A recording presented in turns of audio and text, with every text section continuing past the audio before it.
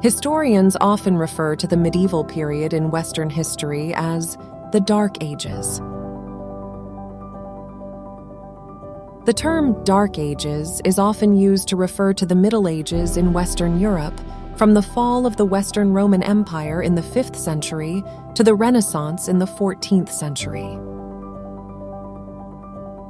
This period is often characterized as a time of decline and barbarism, in contrast to the classical period that preceded it. To put it simply and plainly, there was nothing positive happening in the medieval period. It was dark, and there was no historical progress. As a matter of fact, if you look through the medieval period of European history, there is nothing special about it other than Christianity. In the Middle Ages, Christianity dominated society, and the old Christianity that is referred to was Catholicism. Christianity was associated with the beginning of the medieval period and had a tremendous influence. Christianity was introduced to the Roman Empire in the 1st century AD, and it quickly spread throughout the empire. After the fall of the Western Roman Empire in the 5th century, Christianity became the dominant religion in Western Europe. The first country in the medieval period was the Frankish kingdom in Western Europe.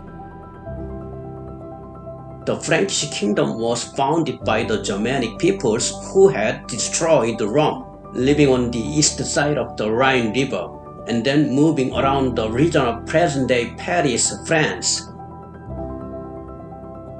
The people of France were in fact all ignorant and illiterate, not knowing how to make laws or collect taxes. So, although the country was established, it was not possible to have a basic administration to run the country. That was the reason that the ancient Romans called them barbarians in a disrespectful way. At that time, the church was well organized and knowledgeable, so the Franks asked the church for help. Moreover, it had a strong bureaucracy. This made it an attractive partner for the Franks, who were looking for help in governing their newly conquered territories.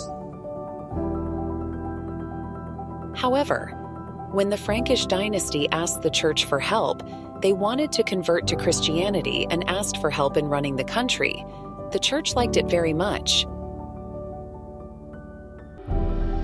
So the condition the church asked for was that taxes would not be imposed on the priests, and that the priests would not be drafted if war broke out. And the priests and government reached an agreement to only do religious things as God's representatives, so priests received real benefits from the government. Then, the most important matter was that only the church had the authority to interpret the Bible, and other people or organizations were not allowed to interpret the Bible. But the Pope, the head of the church, could interpret the Bible. And only the church had the right to publish the Bible. As only the church interpreted and published the Bible, the Christian spirit began to dominate the world of mind and spirit in the Frankish kingdom. So in the Middle Ages, Christianity and the Christian spirit engulfed all European countries. The church had taken a fully authoritative extraterritorial position. However, when they encountered the new millennium, ominous incidents occurred several times, so the power of the Pope's authority was suddenly weakened. One of the first historical events was the Crusades, which was advocated by a man named Aruba to strengthen the popedom. Aruba advocated the recapture of Jerusalem as the Holy Land, where high-ranking clergy gathered. Jerusalem had been in the hands of pagans and Muslims since the 7th century, so we had a duty to bring it under our control. He emphasized that it was not his story, it was what God wanted, and it was also the command of Jesus Christ. It was a war that was suddenly organized and entered into without adequate preparation in advance, so it became a rather chaotic situation. Thousands of soldiers lost their way on the way to Jerusalem and often came back home. There were too many side effects, such as looting farmers in the countryside on the way because they hadn't prepared enough military food and supplies before participating in the war. There were records that from 1096 to 1272, they waged crusades 8 or 9 times for nearly 200 years. Among the many wars, the war that recaptured Jerusalem happened just once, during the First Crusade, and the other wars were all failures. Through the many wars, the casualties were too high and the economy was devastated. And the most fatal aftermath was the tragedy of history, as Christians and Muslims killed so many of each other's people that they became lifelong mortal enemies. From then on, disappointment among people spread that God's army had not won, and loss of self-esteem emerged among people, so the authority of the Pope and the authority of the Church were greatly undermined. The second most important event in the Middle Ages was that in 1241, Mongols attacked Europe. Mongolia had already occupied the Principality of Kiev, the Principality of Novgorod, and the Russian Russo countries. However, in 1240, they invaded Legnica, Hungary, and Poland, and just 2 days later, they entered Mohi, Hungary, and completely defeated the European army. The Polish and German Knights Allied forces, followed by Hungarian army, totally wiped out the entire army of 40,000 soldiers in a short period of time. The Mongol invasion had a devastating effect on the Europeans that remind them of the fear of the Huns, who had caused the great migration of Germanic peoples in the past. The meaning of the collapse of Hungary and Poland was that the Mongols invaded Austria, and if they approached north to the east, the new Roman Empire, and if they went down to the south, they would attack the Roman Empire. So the whole of Europe was a candlelight in the wind, but suddenly the Mongol army disappeared. They disappeared because at the time, Ogotai, the son of Genghis Khan, the second emperor of Mongolia, died suddenly. Faced with an unforeseen situation, the Mongol army made the decision to withdraw to Mongolia. They tried to attend the Kurultai ceremony, which was the power succession tribal chiefs meeting in Mongolia. So even when Europe was revived from the terrible crisis, candlelight in the wind situation, after fighting with the Mongol army, they were totally crushed because they had trusted that they were the army of God, but they realized that was an absolute delusion. The final, decisive and fatal event was the spread of the Black Death in 1347. The Black Death, in other words, the bubonic plague, came through Italy and spread to the Scandinavian peninsula at the far end of Europe and across the Strait of Dover to England, killing 50 million people in just 3 years. Huge numbers of people died from the plague.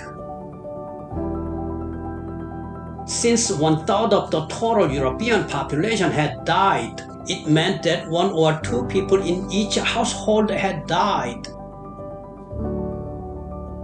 This plague not only killed a lot of people, but it also spread very quickly.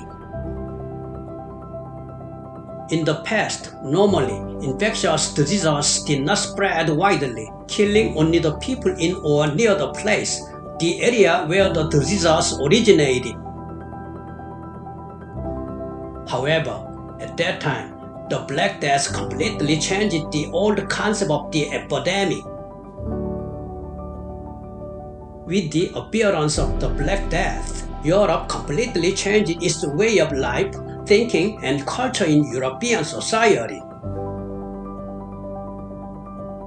The first major event was the collapse of the manor system. The manor supported the feudal system of Europe, and the feudal lord usually lived in the middle of a large farm. The feudal lord divided the farmland and handed it over to the serfs, and the serfs cultivated and produced the products and paid taxes. This was the basic concept of the medieval manor economy system. However, the manor system collapsed because a lot of farmers died from the plague and could not cultivate on farms.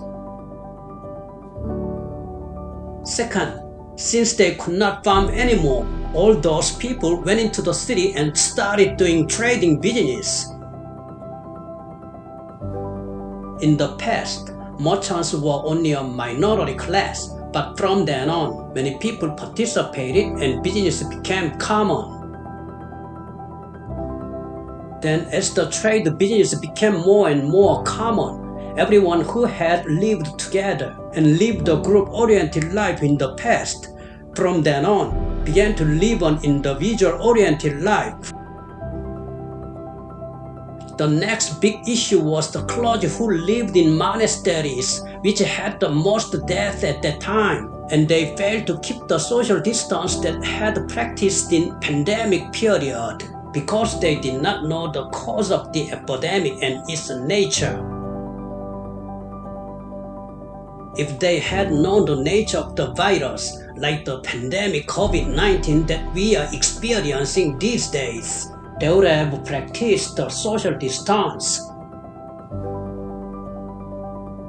However, they did not know the nature of the virus, so many people became infected with the virus and eventually became herd immunity and overcame the Black Death. They never knew how the epidemic was spreading, so they thought that all they had to do was pray together with all their hearts. So many priests gathered in one place in the monastery and all died. So many priests disappeared, so anyone who lacked qualifications became a priest. Even these illiterate or uneducated people became priests. Therefore, generally, the quality of Catholicism deteriorated a lot, and this vicious cycle occurred where it should be religiously holy, but immoral behavior appeared. After that, many people died from infectious diseases, so too many people did not know whether they would die today or tomorrow, and because there was no guarantee of life or death, those who believed were more likely to believe, but most people tended to let it happen. The Church in the Middle Ages was very powerful and influential. It controlled many aspects of people's lives, including their education, their social status, and their religious beliefs. However, there were many people who felt that the Church was too powerful and that it was restricting their freedom. These people began to question the authority of the Church and to challenge its teachings. One of the main reasons for this was the corruption within the Church. Many priests and bishops were more interested in power and wealth than they were in spreading the word of God. They often abused their positions and exploited the people they were supposed to be serving. During the Middle Ages, numerous individuals who were traditionally held in high esteem for their sanctity and reverence found themselves liberated from religious constraints and moral limitations. This liberation played a pivotal role in laying the groundwork for the emergence and flourishing of the Renaissance and the Reformation. Thank you for watching the video, Medieval Europe, provided by History and Current Events. Gina, Bella, Cindy, Helena, and Tony have contributed so far as narrators. Thank you.